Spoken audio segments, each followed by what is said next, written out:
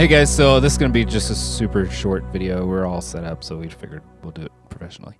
But I was doing a set the other day, maybe 2 or 3 weeks ago, playing bass, and it was my first set. It was really fun, and I noticed, of course, I was setting up my mix, and I learned a couple things while I was doing it.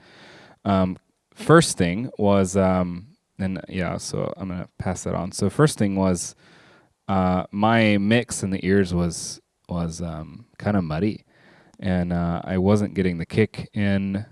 Like, it was loud, but it wasn't sounding good. And same thing with my bass guitar, it just wasn't good. And this actually happens out in the house as well.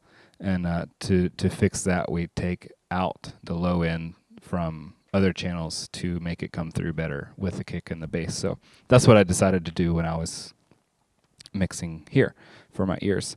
So really what I did is super simple, is I just took all the vocals and I just knocked the bass down all the way on all the vocals, all the way down. And what this does is it just takes everything from 100 hertz down and just takes it totally out. Not totally out, but it takes it out significantly. And what that's going to do is that's going to give you a lot more room in the low end, so you can hear the kick drum, you can hear the bass guitar, and the pad, if they hit the pad. That's going to give you a lot more room in the mix. Now, if you're a lead singer and that doesn't sound good to your ears, but you're still having those issues, it might be something to get used to. Because a lot of that resonance is still in your head. So it may just be something to get used to, because you can actually still hear it, but it may just sound thin at first. But if you don't like it, then don't do it. Another thing that I noticed was a lot of people are telling me that they just have to crank up their levels everywhere. And I noticed, so I was using both ears, of course, with my 215s, the Shure 215s, and I wasn't getting the room, the room effect that you usually get with both ears in. So I took one ear out to see how the room sounded, and I was like, holy cow, it's really loud out here. And that's when I noticed. I was like, wow, my mix isn't loud at all. So I was like, I wonder what the disconnect there is. And I think really what it is I don't need to hear the background vocals clearly. I don't need to hear the click clearly. I don't need to hear a lot of this stuff really clearly. The only thing that I need to hear as a bassist is the kick drum, the snare, the lead vocal, and maybe the electric or acoustic, really, for whatever song. I don't need to hear all that other stuff.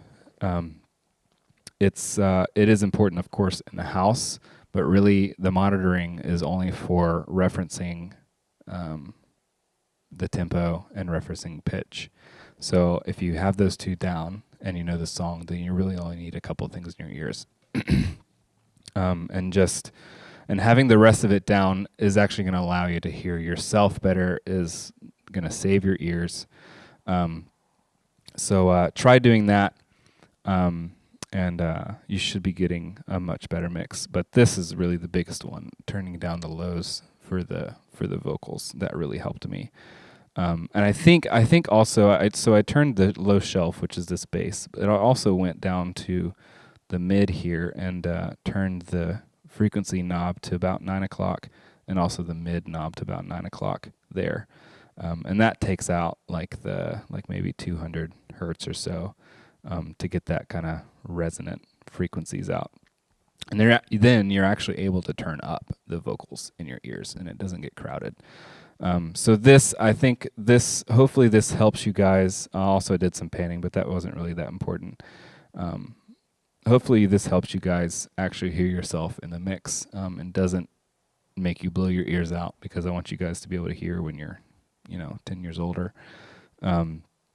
So hopefully this helps. And if you have any questions, just give me some questions in the comments section below. So love you guys. Thanks. Bye.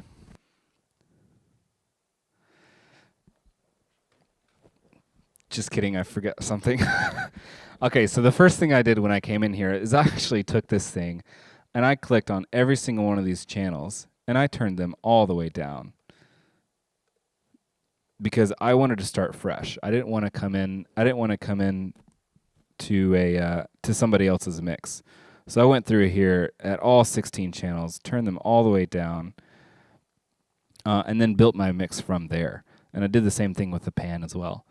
Another thing to do is just to go through and make sure you don't have any weird EQ settings up here. So to do that, you just go in here and click on a channel, make sure the light lights up, and then set them to the middle.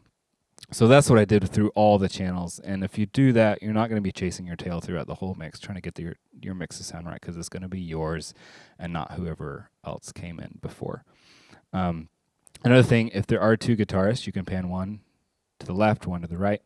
That way your brain can figure out what's what and what's going on. But again, if you don't need it, don't put it in your ears. So that is it for sure. And now we can all go home. So love you guys.